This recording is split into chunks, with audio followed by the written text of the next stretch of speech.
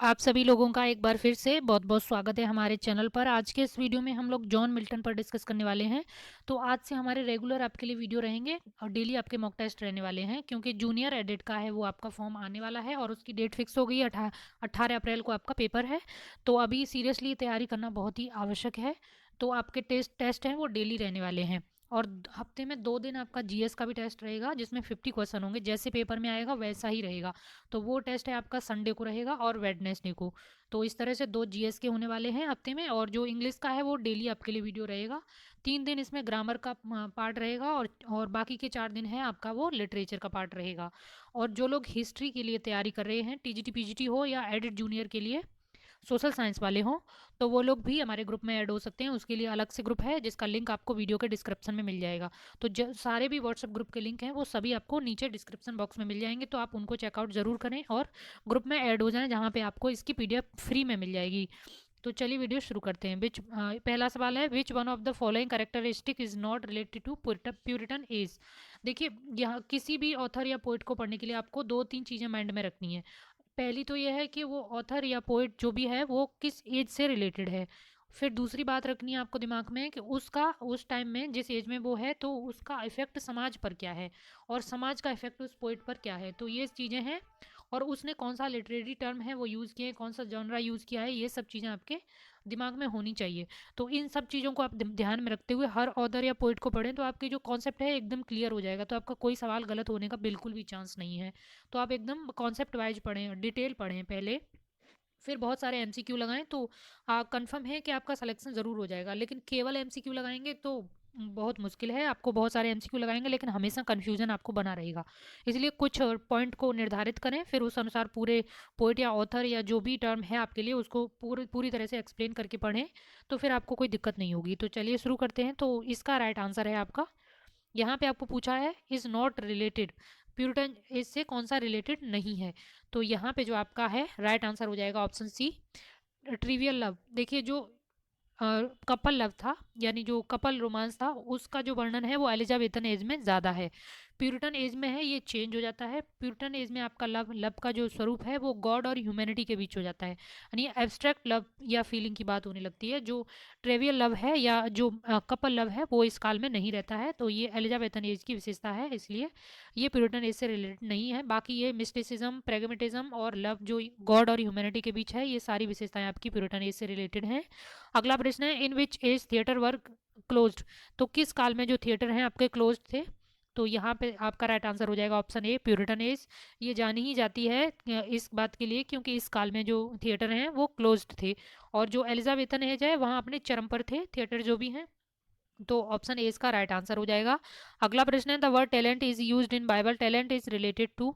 देखिए, यहाँ मैं आपको सिंप्लीफाई करके बताती हूँ। टैलेंट वर्ड का यूज़ है बाइबल में बहुत बहुत ज़्यादा बार हुआ है, क्योंकि उसमें शॉर्ट स्टोरी दी है तो उनमें इसका यूज़ हुआ है।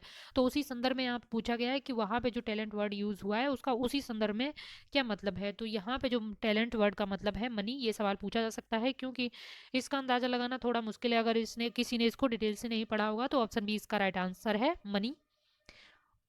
और आपको कमेंट बॉक्स में बताना है, जो जैसे बाइबल का संदर्भ किसी को देना है, कॉन्टेक्स्ट में बाइबल की बात करनी है, तो उसके लिए एक वर्ड यूज़ किया जाता है। तो वो कौन सा वर्ड है आपको कमेंट बॉक्स में बताना है। मैं आपको अगले वीडियो में उसका आंसर दूंगी। अगला प्रश्न है, consider the following characteristic which one is not related to Miltonic age.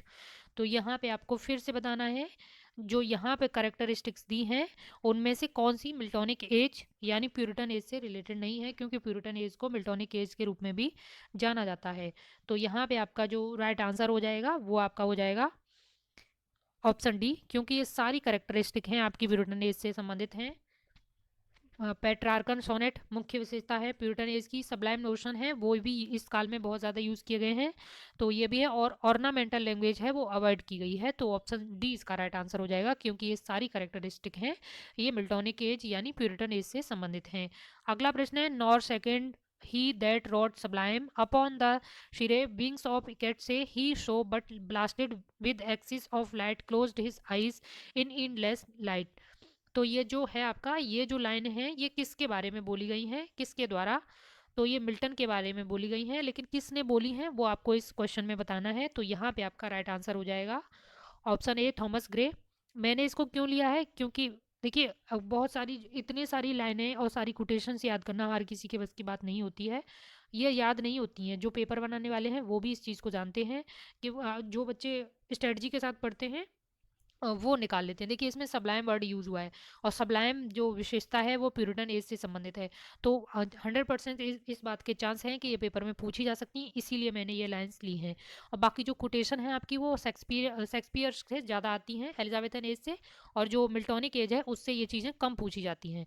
तो जो इंपॉर्टेंट थी वो मैंने इसमें शामिल की है। अगला प्रश्न है, which of the following is a work of Milton. तो इनमें से कौन सा है वो जो मिल्टन का वर्क है वो आपको बताना है।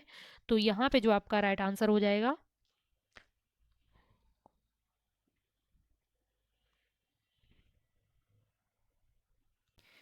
ऑप्शन बी आपका यहाँ पे राइट आंसर है आपका डी डॉक्ट्रिन क्रिस्टीना। तो ऑप्शन बी इसका राइट आंसर हो जाएगा। अगला प्रश्न है, how many lines in paradise lost. बहुत ही इजी सवाल है, लेकिन इजी सवाल भी रखना एक दो ज़रूरी होता है क्योंकि पेपर में भी इसी टाइप से आते हैं। कुछ सवाल आपके जो बहुत ही एवरेज स्टैंडर्ड के होते हैं तो उनको सभी लोग कर लेते हैं, लेकिन उसमें से 20-25 सवाल ऐसे होते हैं जो थोड़े हाई होते हैं, उनको वही बच्चे कर सकते हैं जो पढ़ते हैं। और थर्ड स्टैंडर्ड जो होता है वो काफ़ी हाई लेवल के होते हैं, जो स्ट्रेटजी बना के बच्चे पढ़ते हैं, और जो हाई लेवल के थर्ड लेवल के जो सवाल हैं उनको बच्चे निकाल लेते हैं, उनका सिलेक्शन होता है, उनका पेपर क्लियर ज़रूर होता है। तो उस तरीके से आपको पढ़ना है। तो यहाँ पे जो राइट आंसर है आपका वो है 11,000। ऑप्शन बी इसका यार राइट आंसर हो जाएगा। तो 11,000 लाइन्स हैं इन पैराडाइज लॉस्ट में। तो अगला प्रश्न है, blank verse is related to. तो ब्लैंक वर्स मुख्य विशेषता है किस एज की। तो यहाँ पे है बिलेटेड एलिजाबेथन एज। देखिए प्यूरिटन एज के तीन नाम है, आपको दिमाग में रखना है, Miltonic age, Puritan age, belated Elizabethan age. तो एलिजाबेथन एज है, इसको प्यूरिटन एज को ही बोला जाता है। तो किसी भी तरीके से आपको घुमा सकता है एग्जामिनर, तो आपको सारी चीज़ें क्लियर होना ज़रूरी है। अगला प्रश्न है, what is the another name of Saturn. तो यहाँ पे जो शैतान है हिंदी में इसको बोलते हैं, उसका दूसरा नाम क्या है। तो उसका दूसरा नाम है ल्यूसीफर। ऑप्शन बी इसका राइट आंसर है ल्यूसीफर। अगले प्रश्न की तरफ चलते हैं, Milton's Paradise Lost has been praised for its. तो जो मिल्टन की पैराडाइज लॉस्ट है, यहाँ पे जो स्टाइल्स दी हैं उनमें से आपको बताना है कौन सी है। तो राइट आंसर आपका यहाँ पे हो जाएगा ग्रैंड स्टाइल के लिए ये फेमस है। तो ऑप्शन बी इसका राइट आंसर है ग्रैंड स्टाइल। देखिए आज 10 ही क्वेश्चन है, लेकिन इसको बढ़ा के हम 20 कर देंगे, और इस तरीके से आपके पास बहुत सारा एमसीक्यू का कलेक्शन हो जाएगा। और हम एक सिलेबस के टॉपिक वाइज चलेंगे, क्योंकि यूपी की खासियत है सिलेबस से बाहर कुछ भी नहीं जाता है। जो आपके सिलेबस में लाइन लिखी रहती है उसको आपको एकदम कंप्लीटली पढ़ लेना है, चाहे जो भी पेपर हो। तो इसीलिए हम सिलेबस के अकॉर्डिंग चलेंगे एडेड जूनियर का। तो उस हिसाब से आपके सारे एमसीक्यू आपको दिए जाएंगे। तो इनका कलेक्शन आप चाहे तो इसका फोटोकॉपी भी करा सकते हैं, और चाहे आप ऐसे भी लगा सकते हैं। तो आपको इसकी पीडीएफ है वो ग्रुप में मिल जाएगी। और आप चैनल को सब्सक्राइब ज़रूर कर लें, वीडियो को शेयर भी ज़रूर करें, और वीडियो को लाइक भी करें। Thank you.